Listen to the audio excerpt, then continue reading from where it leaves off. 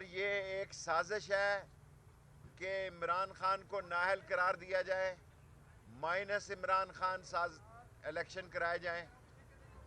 میں پھر دہراتا ہوں، میں اپنے بیان پر قائم ہوں کہ جو عمران خان نے یہ کہا ہے کہ آصف زرداری ان کی جان لینا چاہتے ہیں دہشت گرد تنظیموں کے ذریعے، ان کو نااہل قرار دینا چاہتے ہیں، اور مائنس عمران خان جو ہے وہ الیکشن کروانا چاہتے ہیں، کیونکہ آصف زرداری سمجھتا ہے کہ اگر عمران خان جیل گیا تو ایک عوام کا سمندر ہوگا۔ پہلے بھی انہوں نے ہماری ذاتی ملکیت کو کل رات کے اندھیرے میں لال حویلی پر قبضہ کیا، جو کہ ہائی کورٹ کے حکم سے چھڑوایا گیا۔ یہ ہماری ذاتی ملکیت ہے، اگر ہماری ذاتی ملکیت نہ ہو تو ہمیں چوک میں لٹکا دیا جائے۔ 16 وزارتوں کی انہوں نے انویسٹیگیشن کی ہے، 16 وزارتوں میں سے انہیں کچھ نہیں ملا، تو لو لال حویلی کے ساتھ ملکہ جو یونٹ ہے اس پر اپنا یہ منہ کالا کرا رہے ہیں، اور انشاءاللہ تعالی تینوں سیٹوں سے راولپنڈی کی، عامر کیانی صاحب کی بھی، راشد شفیق صاحب کی بھی، اور میری بھی نشست پر عمران خان الیکشن لڑیں گے۔ ہم کورنگ کینڈیڈیٹ ہوں گے، ان کو لگ پتہ جائے گا، ان کو لگ پتہ جائے گا، ان کے ڈبوں سے ہو کی آواز آئے گی،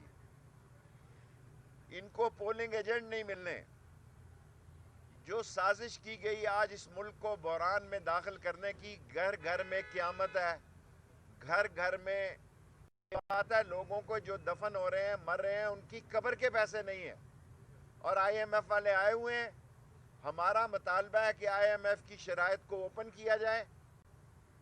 ہم اوورسیز ووٹوں کے لیے سپریم کورٹ گئے ہیں، انشاءاللہ 1 کروڑ لوگوں کو ووٹ کا حق ملے گا، اور ہم نگران وزیر اعلیٰ کے خلاف بھی گئے ہوئے ہیں، اور اگر الیکشن کی ڈیٹ 1-2 دن میں پنجاب نے نہ دی تو یہ آئینی حق ہے کہ 90 دنوں میں الیکشن کرائے جائیں۔ اچھی بات ہے کہ کے پی کے میں الیکشن کی تاریخ آ گئی ہے، پنجاب میں بھی یہ تاریخ دی جائے۔ ہم نے اپنے وکلاء سردار رازق صاحب آج نہیں تشریف لا سکے،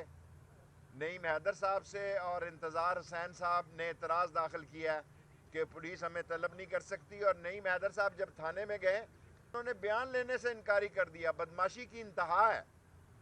تھانوں کے اندر غنڈہ گردی ہے، اپنے ایس ایچ اوز لگائے گئے ہیں، اور پسندیدہ لوگوں کو لگا کے اگر یہ سمجھتے ہیں کہ قانون خاموش تماشائی بنا رہے گا تو یہ ان کی کم عقلی ہے۔ ہمیں پوری امید ہے کہ اللہ کے حکم سے ہمیں انصاف ملے گا۔ انصاف، آئین اور قانون ہمارا حق ہے، اور خود آرمی چیف نے کہا کہ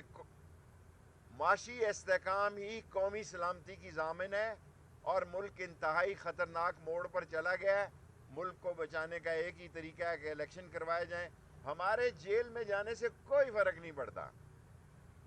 ایک دن میں آپ ذلیل ہوئے ہیں کہ لوگوں کی